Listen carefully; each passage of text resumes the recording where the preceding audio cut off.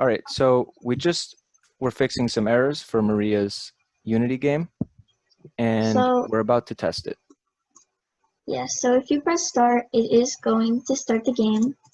But first but if you press skins, there are only two for now, but you do get the option to either pick this one or this one.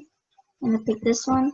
Well, we really have, it's pretty much like if you've played Mario, you like jump over the blocks and there's an obstacle course. But for now, we're still having troubles like the camera when you pick a new player. But at least Well, it chooses the correct skin. It's just not starting the game correctly.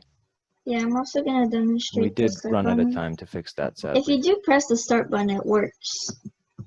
But it doesn't just choose the player. It just picks. Does it?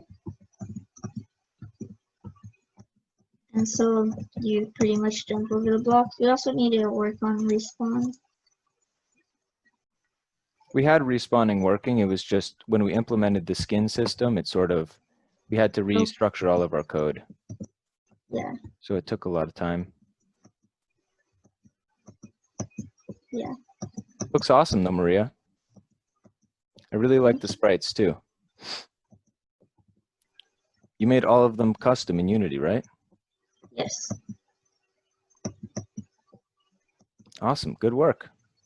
Actually, you want to scroll through the code real quick just to give a basic idea of what went into this? So yeah, we have the skin button, which is supposed to be the button that chooses the skin. Then here we have the skin manager, which we're having trouble with.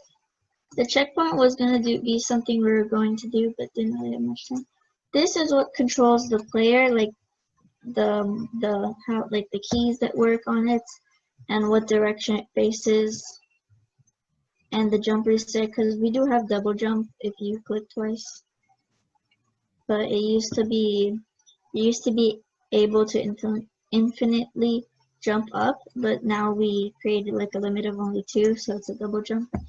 And we have the camera script that follows the player around. Awesome. Good work. Really good work this week, Maria.